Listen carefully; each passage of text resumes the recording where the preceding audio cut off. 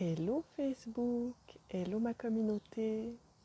Je suis super en joie de vous retrouver ce matin. J'ai vraiment eu un message super dingue tout à l'heure et j'avais trop envie de vous le partager. Je vais juste voir s'il y a au moins une personne qui me relie parce que j'ai pas l'habitude d'être avec les écouteurs en extérieur. J'aimerais juste être sûre que tu m'entends. Donc si jamais tu me découvres pour la première fois, tu peux me mettre un hashtag première fois et me mettre un coucou si tu es là en direct avec moi, qu'on puisse connecter ensemble, discuter ensemble. Et puis un hashtag replay si tu me vois en replay, j'aime beaucoup aussi. Oh yes, Sarah. Oh c'est cool. Bon, bah parfait. Du coup c'est la personne que j'attendais. C'est vraiment marrant comme on est reliés, Sarah, et qu'on se connecte souvent ensemble en même temps. Ok. Alors,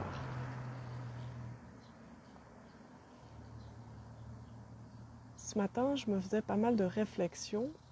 J'ai commencé à faire du journaling en fait. Tiens, je vais te partager ça aussi en vitesse. Ça fait bientôt 2 semaines, quelque chose comme ça. Et en fait, je me rends compte que ça me fait beaucoup de bien. Ça me permet d'avoir aussi l'aspect kinesthésique finalement. Quand je mets des choses dans l'univers, quand je réfléchis à des choses, ben, comme ça vient aussi par écrit. Je peux aussi approfondir des sujets. Puis en fait, ça m'aide aussi pour savoir après les lives, les choses que j'ai envie de partager avec vous. Il suffit d'aller repiocher dans mon journal. Et c'est génial. Et je me suis dit, tiens, je vais continuer.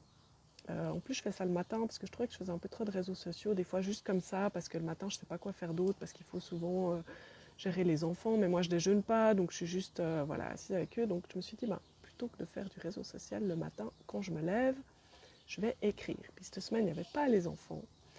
Donc, j'étais pas interrompue parce qu'évidemment, du moment qu'ils me voient à table en train d'écrire, ils se disent, oh, maman est disponible, je peux lui poser des questions, je peux lui parler, et je peux l'interrompre dans ses réflexions. Bref, j'adore ma vie, j'adore mes enfants. Et souvent, ce que je fais, c'est que oui, souvent ce que je fais, c'est que je reprends mon journaling plus tard, mais enfin, j'essaie de m'y tenir et puis je trouve ça sympa. Et en fait, j'aime aussi le modèle que ça donne à mes enfants de qu'est-ce qu'on peut faire pour s'occuper dans sa journée. Enfin voilà, comme ça, c'est un petit partage sur journaling. Mets-le moi en commentaire si tu fais aussi du journaling et pourquoi pas ce que ça t'apporte, comment tu le vis, etc., etc. Je pourrais même refaire un live là-dessus, mais je vais attendre de cumuler un peu plus d'expérience par rapport à ça. Ok. Donc aujourd'hui, je me faisais des réflexions en lien avec la pleine puissance.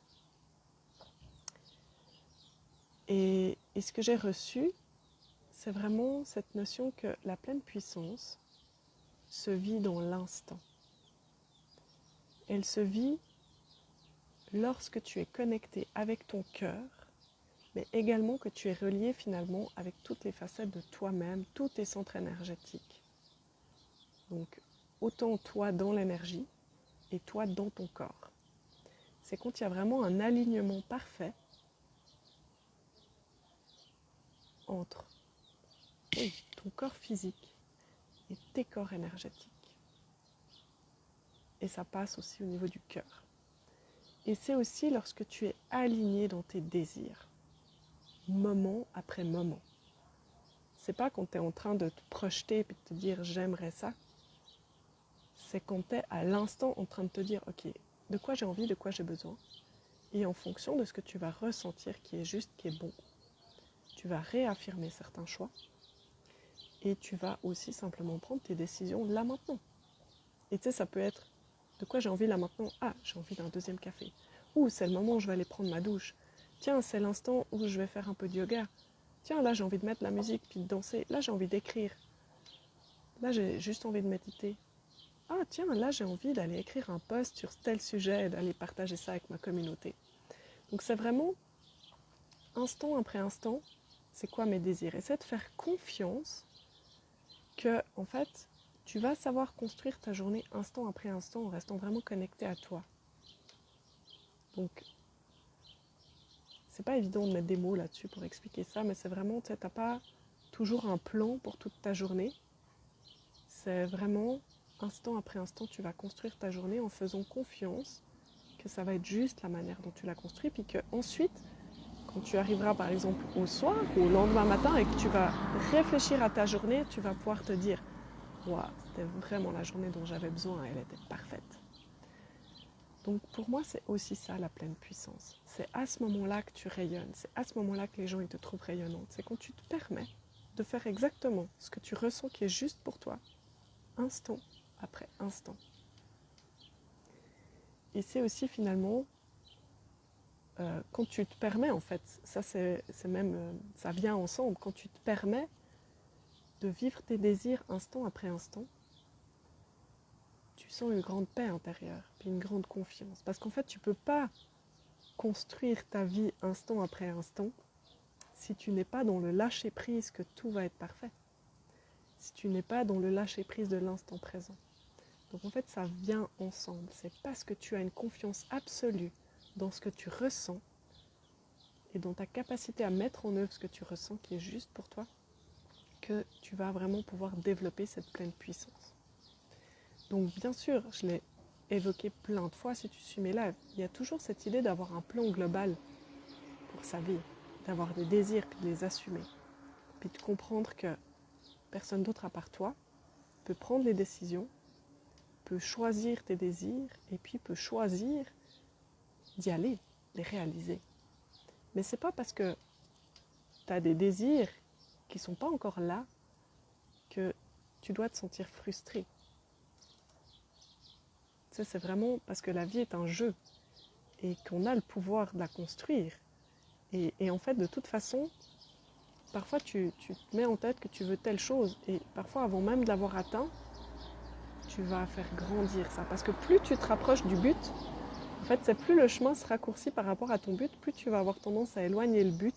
Parce qu'en fait, ce qui est excitant, c'est d'avoir ce projet, c'est d'avoir cette envie d'avancer. C'est pas tant d'y arriver, enfin, c'est-à-dire tu finis toujours par y arriver, puis après tu vas aller à l'étape d'après, etc., etc. Et donc moi, j'ai presque toujours ça d'écart entre ma vie actuelle et la vie de mes désirs.